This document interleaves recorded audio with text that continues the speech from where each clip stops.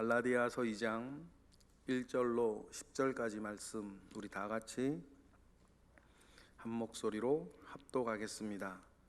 14년 후에 내가 바나바와 함께 디도를 데리고 다시 예루살렘으로 올라갔더니 계시를 따라 올라가 내가 이방 가운데서 전파하는 복음을 그들에게 제시하되 유력한 자들에게 사사로이 한 것은 내가 다름질하는 것이나 다름질한 것이 헛되지 않게 하려 함이라.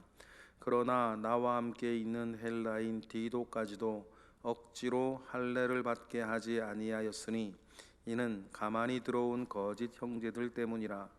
그들이 가만히 들어온 것은 그리스도 예수 안에서 우리가 가진 자유를 엿보고 우리를 종으로 삼고자 하되 그들에게 우리가 한시도 복종하지 아니하였으니 이는 복음의 진리가 항상 너희 가운데 있게 하려 함이라.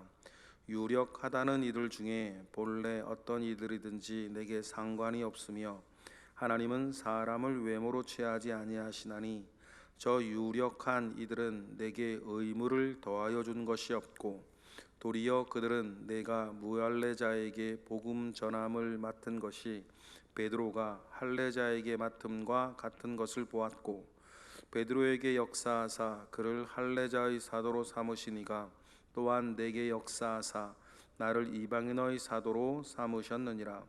또 기둥같이 여기는 야고보와 게바와 요한도 내게 주신 은혜를 알므로 나와 바나바에게 친교의 약수를 하였으니 우리는 이방인에게로 그들은 할례자에게로 가게 하려 함이라. 다만 우리에게 가난한 자들을 기억하도록 부탁하였으니 이것은 나도 본래부터 힘써 행하여 왔노라. 아멘. 오늘 본문 주변 뒤에 배경을 좀 우리가 이해를 할 필요가 있는데 14년 후에라고 하는 말은 사도 바울이 예수 믿고 다메섹을 가다가 예수를 만나 예수 믿고 다메섹의 아나니아에게 복음을 우리가 이렇게 전하고 눈을 뜬 뒤에 아라비아를 3년 갔다 와서 예루살렘에 가서 복음을 전하는데 바울이 워낙 유명인사다 보니까 예루살렘에서 바울이 복음을 전하면 오히려 교회에 득이 되는 게 아니라 교회에 오히려 피해가 됐죠. 그래서 제자들이 바울을 고향인 다소로 보내게 됩니다. 보내게 되고 곧 부를 줄 알았는데 다시 불러서 사역을 시작하게 된 게 바나바라고 하는 사람이 수리아의 안디옥에 교회를 개척할 때 안디옥과 다소가 아주 가깝습니다. 그래서 그때 다소에서 칩거하고 있던 바울을 안디옥에서 같이 동역하기 위해서 불러낸 시간이 만 13년 이렇게 되기 때문에 오늘 본문에 14년 만에라는 단어가 나와요. 그리고 갈라디아서를 바울이 쓴 이유를 우리가 좀 분명히 알아야 되는데 바울이 전체 이렇게 3차례 정도 큰 선교 여행을 20여 년의 시간 가운데에 바울이 큰 선교 여행을 3번을 떠나는데 첫 번째 선교 여행을 떠난 지역이 갈라디아 지방이었어요. 갈라디아 지방, 거긴 데베, 이고니온 뭐 이런 도시들이 있는 곳이죠. 루스드라 뭐 이런 지역 도시들이 있는 갈라디아 지방을 이렇게 바울이 복음을 1차 선교 여행 때 전했는데 이상한 일이 갔다 와서 하나 생겨요. 그리고 자기의 파송교회였던 안디옥 교회로 돌아왔을 때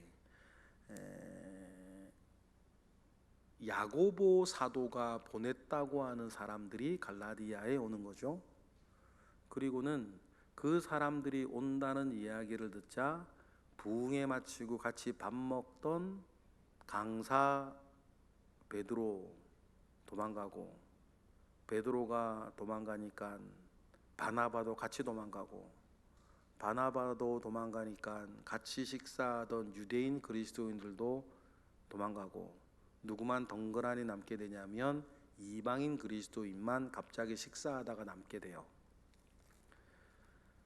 베드로나 바나바나 다른 유대인들이 왜 부흥에 마치고 같이 밥 먹는 자리에서 야고보가 보냈다고 하는 유대인들이 왔다는 소식을 듣고 황급히 자리를 피했냐면 구설수를 만들지 않고 싶어서였는데, 그 구설수는 뭐냐면 그리스도인들 다 이야기요다.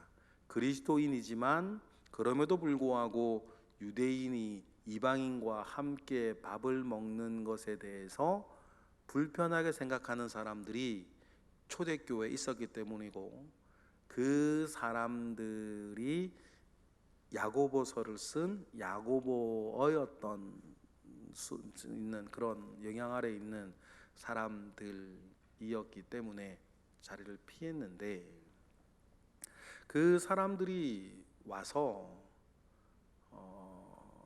이방인 그리스도인들도 할례를 받아야 되고 모세의 율법을 지켜야 구원을 받는다는 이야기를 막 하고 간 거예요. 그 때문에 사도 바울이 큰 두세 가지 결정을 하는데, 베드로를 굉장히 책망하고, 두 번째는 예루살렘에 있는 그 중요한 그 야고보와 베드로와 이런 사람들이 모여 있는 예루살렘 교회에 정말 이방인 그리스도인들도 모세의 율법을 지키고 할례를 받아야 구원받는지 정식으로 제소를 해요. 그리고는 이제 오늘 우리가 읽은 본문은 그때의 광경을 이렇게 얘기를 한 것이고, 그때의 판결을 우리는 압니다. 이방인 그리스도인들은 모세의 율법과 할례를 받지 않아도 된다. 다만 음행하는 것과 목매어 죽인 것과 피채 먹는 것을 제외하고는 괜찮다라고 하는 결론을 이렇게 내리죠. 그런데 그때 예루살렘에 가 보니까 야고보가 보내서 왔다라고 하는 그 유대인들이 야고보가 보낸 사람이 아닌 거예요. 거짓말을 한 거예요. 왜냐하면 당시 야고보는 예수님의 동생으로서 초대교회에서 가장 큰 권위를 가지고 있었는데, 야고보가 보내서 왔다라고 하면 예수 그리스도인들 초대교회에서는 다 통하는 거죠.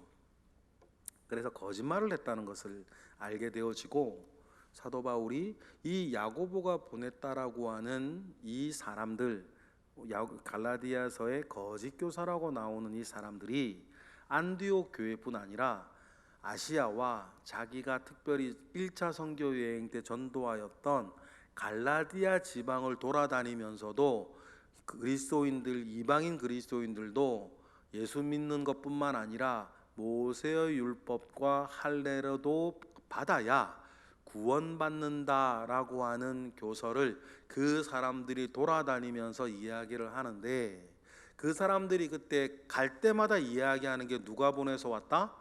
예수님의 동생 야고보가 보내서 왔다라고 권위 문제를 가지고 자꾸만 이렇게 얘기를 하면서 사도 바울이 전한 믿음으로 구원받는다라고 하는 것, 그 순수한 복음을 그 야고보 사도의 권위로 거짓말해서 뭉개버리기 시작하면서 복음을 흐트러뜨리기 시작하는 거예요.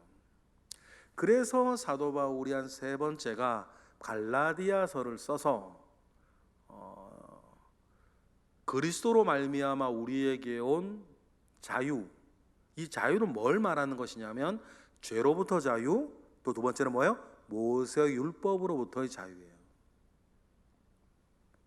그래서 그렇게 복음이 흐트러져 가고 있는 갈라디아 사람들한테 너희가 다른 복음을 그렇게 속히 받아들인다, 이렇게 막 이렇게 꾸중까지 하면서 쓰는 이유가 이 다른 복음은 그걸 말하는 거죠. 예수를 믿는 믿음으로 부족하고 거기에 모세의 율법과 할례까지 해야 구원받는다라고 말하는 다른 복음. 이 사람들이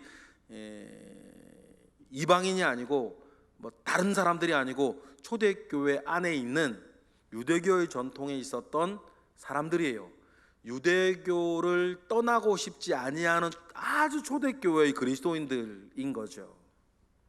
그 사람들이 자꾸만 바울이 복음을 전했던 1차 선교 여행 때 복음을 전했던 갈라디아의 그런 막 분위기, 복음의 진술을 흐리고 자꾸만 다른 이야기를 퍼뜨리기 시작하니까 바울이 그게 아니다라고 설명하고 복음을 이야기하고 그들을 끊어내기 위해 썼던 편지가 갈라디아서다라고 하는 것들을 여러분 기억하면서 성경을 읽으셔야 되는 거예요.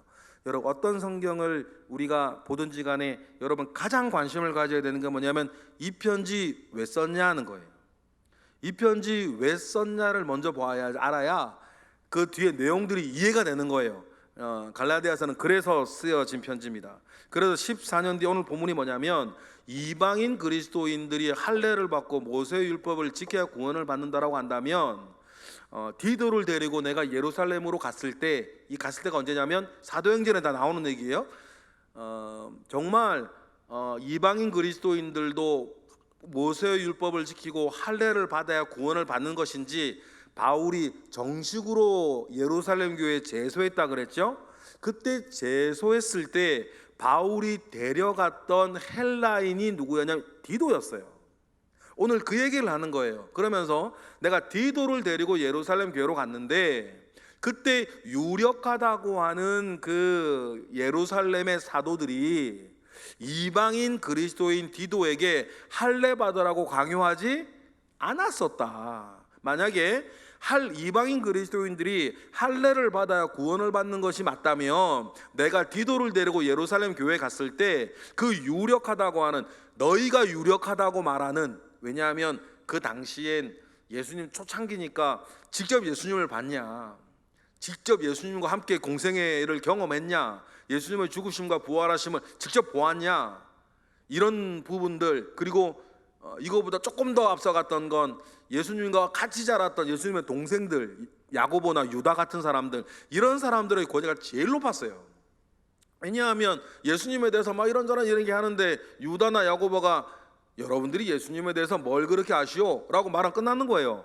예수님의 동생들 같이 자랐으니까 권위 구조가 그렇게 돼 있었어요. 그래서 막 베드로나 야고보나 이런 사람들은 교단으로 따지면 총회장 같은 사람들이고, 바울은 지금으로 따지면 저기 필리핀이나 태국 선교사로 있는 사람이에요. 그러니까 교단 내에서 어떤 권위 구조 속에서 바울은 초대교회는 보잘것도 없는 사람이었고, 이렇게 유력하다고 하는 베드로나 야고보나 이런 사람들이 훨씬 중요한 사람들이었죠. 이렇게 권위 구조 안에서. 그런데 그 유력하다고 하는 사람들도 내가 이방인 헬라인인 디도를 데리고 예루살렘에 갔을 때 그들 중에 아무도, 디도는 이방인이고 헬라인인데 할례를 받지 아니하였으니 이 디도도 할례 받아야 한다라고 말하는 사람이 아무도 없었다. 이 말은 이방인 그리스도인의 구원의 문제에서 모세의 율법과 할례는 아무 하등의 어떤 이유가 되지 않는다라고 하는 그 이야기를 사도 바울이 오늘 우리가 읽은 본문에서 지금 하고 있는 거죠. 그래서 1절에 읽어보실까요? 시작. 14년 후에 내가 바나바와 함께 디도를 데리고 다시 예루살렘으로 올라갔을 때, 3절 읽어보겠습니다. 그러나 나와 함께 있는 헬라인 디도까지도 억지로 할례를 받게 하지 아니하였다, 그 말이에요. 예루살렘에 있는 그 사람들도 억지로 디도에게 할례를 받으라고 말한 적이 없는데, 가만히 들어온 거짓 형제들, 대표적인 사람들이 야고보가 보내서 왔다라고 하는 사도행전 16장 그렇게 나오는 사람들이에요. 그런 사람들은 어떻게 얘기를 해요? 4절 읽어볼까요? 시작. 이는 가만히 들어온 거짓 형제들 때문이라. 그들이 가만히 들어온 것은 그리스도 예수 안에서 우리가 가진 자유를 엿보고 우리를 종으로 삼고자 함이로되. 이 자유를 엿본다, 종으로 삼고자 한다라는 말이 뭐냐면 예수 그리스도로 말미암아 우리가 죄로부터, 특별히 갈라디아 2장에서는 모세 율법으로도 우리가 자유를 얻은 사람들인데 다시 그 우리 자유를 엿보아서 빼앗아 가려고 하고 다시 율법의 종으로 우리를 매이게 만들려고 하는, 모세 율법과 할례를 지켜야 구원받는다라고 말하는 그 사람들, 그 사람들이 교회에 가만히 들어와 가지고 복음을 흐트러뜨리고 있다라고 이야기를 합니다. 여기에 사도 바울이 자기의 자존심의 문제가 아니고 순수하게 전한 복음을 지키기 위해서 그 예루살렘에 있는 유력한 사도들이 자기에게 해준 말이 있다는 거예요. 7절 읽어볼까요? 시작. 도리어 그들은 내가 무할레자에게 복음 전함을 맡은 것이 베드로가 할레자에가 맡은 것과 같은 것으로 보았다. 그러니까 어떻게 보면 이 말이 개인적으로는 사도 바울에겐 더 자존심 상하는 얘기예요. 이 말은 그걸 뭐냐면 나도 지금 베드로와 사도적으로 급이 같다는 이야기를 하는 거예요. 그런데 여러분 인생이 뭐라 그럴까요? 이 천박한 사람들은 자기의 급을 드러내기 위해서 자리도 필요하고, 여러분도 그런 사람들 주변에 많으시죠? 나 이런 사람들도 알고 저런 사람들도 하고 유명한 사람들도 친하고 그런 이야기들 많이 하며 다녀요. 왜냐하면 자기 자신에 대해서 자존감이 없으니까 자기가 가진 것들, 자리, 힘, 아는 사람, 심지어 그런 것까지로 자기 자존심 세우려고 하는 그런 좀 사람들이 있지 않습니까? 더 이상 말하고 싶지는 않고, 복음 안에 생각하면 진짜 뭐가 뭔지 모르는, 복음 안에서 생각해도 이게 똥인지 된장인지 알지 못하고 살아가는 사람들이에요. 그것이 뭐가 중요합니까? 오늘 6절이나 이런 사람들도 바울도 말하기를 너희들이 유력하다고 말하는 사람들이 나에게는 아무것도 아니고, 하나님은 왜냐하면 외모로 사람을 취하는 것이 아닌데 그런 세상의 여러 가지 것들로 막 사람의 유력과 무력을 구별하고자 하는 너희들의 어떤 생리를 비꼬기도 해요. 6절에서. 그러나 너희들이 유력하다고 말을 하니 그 유력하다는 사람들은 또 인정하기를 나를 뭐와 같은 급으로 얘기해 줬다, 베드로와 같은 급으로 얘기해 줬다는 거예요. 이런 말 하는 자체가 사도 바울에게 너무 자존심 상하는 이야기예요. 어떤 면에서는 마치 성육신하는 마음 아닙니까? 그 사람들이 그렇게 생각하니 자기도 그 수준에 내려가서 지금 얘기하는 거잖아요. 바울의 수준은 6절인데 7절로 가서 너희들이 그렇게 유력하다고 하는 베드로와 같은 급으로, 베드로는 유대인들에게 복음을 전하는 사도요, 나는 이방인들에게 복음을 전하는 사도로 예루살렘에 있는 유력한 그 사람들도 나를 인정해 주었다, 그 얘기를 하는 거예요. 같은 얘기를 8절에 또 하죠. 시작. 베드로에게 역사하사 그를 할레자의 사도로 삼으시니가 또한 내게 역사하사 나를 이방인의 사도로 삼으셨느니라. 그러니까 누가 보냈다라고 하는 사람들의 이야기 때문에 자기가 전한 복음을 뭐하지 말아라, 흐트러뜨리지 말아라 라고 이야기하는 것입니다. 9절도 같은 얘기입니다. 시작. 또 기둥같이 여기는 야고보와 게바와 요한도 내게 주신 은혜를 알므로 나와 바나바에게 친교와 약속을 하였으니 우리는 이방인에게로 그들은 할례자에게로 가려 함이라. 그러면서 하나만 부탁했다. 다른 건 다 부탁하지 않았고, 모세의 율법이냐면 다른 건 다 부탁하지 않았고, 10절 가난한 자들도 기억할 것에 대해서 부탁을 했다는 거예요. 여기서의 가난한 자는 여러 가지가 있겠지만 특별히 예루살렘에 있는 어려운 사람들, 그래서 사도 바울은 선교 여행을 떠나면서 기근의 가뭄과 기근으로 고생하고 있던 예루살렘의 교인들을 위해서 늘 선교비를 모아서 그들에게 보내주려고 하는 그 일들을 바울은 정말 많이 했어요. 심지어는 맨 마지막 3차 선교 여행 갈 때는 굳이 예루살렘에 안 가도 되는데 고린도 교회나 빌립보 교회 등에서 모아준 그 연보를 예루살렘 교회에 전달하기 위해서 굳이 예루살렘에 갔다가 체포된 거 아니에요. 다른 사람들이 다 말리는데도. 그만큼 사도 바울은 주의 복음을 전하는 것과 가난한 자들을 위해 연보를 모아 그들을 구제하는 일에 대해 힘썼던 사람이에요. 오늘 우리 읽은 그 말씀을 보면서 여러분, 복음을 정확하게 아는 게 중요해요. 하나님의 말씀을 여러분 정확하게 아는 것 되게 중요합니다. 우리가 가진 믿음이 말씀을 근거로 하고 있는데 간혹 교회 생활하시는 것 보면, 신앙생활 하시는 것 보면 자기 종교심에 의해서 신앙생활, 교회 생활 하시는 분들이 의외로 많아요. 오늘 현대교회에도, 심지어 우리 교회도 그런 사람들 많이 있을 거예요. 구분하기는 여러분 여러 가지 쉬워요. 구분하기 쉽습니다. 내가 지금 종교심으로 신앙생활 하나, 아니면 말씀에 기초해서 신앙생활 하나, 말씀에 대한 나의 태도를 보시면 안 한 거예요.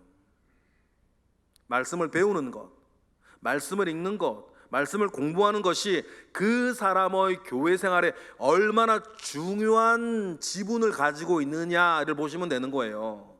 여러분, 그걸 보시면 돼요. 믿음은 들음에서 난다며요. 들음은 하나님의 말씀으로 말미암다 그랬습니다. 그런데 여러분, 우리가 말씀을 듣고 공부하는 것 외에도 교회 생활을 할 수 있어요. 사람에게 누구나 종교심이 있으니까. 그런데 그 종교심, 내가 종교심 가운데 신앙생활하는 것은 굉장히 위험할 수 있어요. 왜냐하면 내가 주님을 향한 정확한 믿음을 가진 게 아니라 내가 가진 기본적인 종교심 가운데에서 모든 걸 할 수 있기 때문이에요. 그러니 절에도 다니고 신천지도 다니고 천주교도 다니는 거 아닙니까? 그런데 우리가 정확한 말씀과 정확한 복음의 기초 위에 서 있으려면, 정확한이라고 하는 형사를 붙이려면 우리의 믿음 이후에 우리의 노력들이 필요한 거예요. 지금 바울이 정확한 복음을 갈라디아 교회에게 쓰는 이유도 마찬가지 아닙니까? 정확하지 아니하는 복음을 말하는 권위 있는 사람이 보냈다라고 하는 사람들 때문에 그들이 흔들리는 이유가 뭐예요? 베드로가, 심지어는 베드로도 왜 도망갔습니까? 바나바가 왜 도망갔습니까? 정확한 복음을 모르기 때문이었죠. 모른다라는 건 좀 이상한 표현이긴 한데, 정확한 어떤 복음을 말할 수 있는 그 일들이 필요하고 정확한 복음 위에 서 있는 일들이 너무너무 중요하다. 심지어는 그래서 사도 바울이 갈라디아서에 이렇게 해서 전체 강조하는 것이 정확한 복음이 무엇인지에 대해서, 그 복음이 우리에게 이루어낸 것이 무엇인지에 대해서 바울은 그렇게 써야 했던 것이죠. 오늘 말씀을 우리가 좀 하면서 여러분, 우리도 정확한 복음 가운데에 우리가 서 있어야 되고, 분명히 믿음은 들음에서 나고 들음은 하나님의 말씀으로 말미암는다 하였으니, 여러분, 우리가 분명한 믿음, 큰 믿음, 확고한 믿음 위에서 세상의 여러 가지 일들, 또 거짓 이야기들에 흔들리지 아니하는 저와 여러분 되시기를 주님의 이름으로 축복합니다. 기도하겠습니다. 할렐루야. 하나님, 감사와 영광을 올려드립니다. 크신 은혜 가운데에 우리와 함께 하시옵소서. 크신 능력 가운데에 우리와 함께 하시옵소서. 하나님 아버지로부터 말미암아 오는 선한 은혜의 능력이 우리 가운데 있기를 원하오니, 주여 함께 하시고 주여 역사하시고 주여 우리를 온전케 하옵소서. 이 시간 드려지는 1000번째 예물 가운데에 주님 함께 하실 것을 믿고 감사하며 예수 그리스도의 이름으로 기도드렸나이다. 아멘.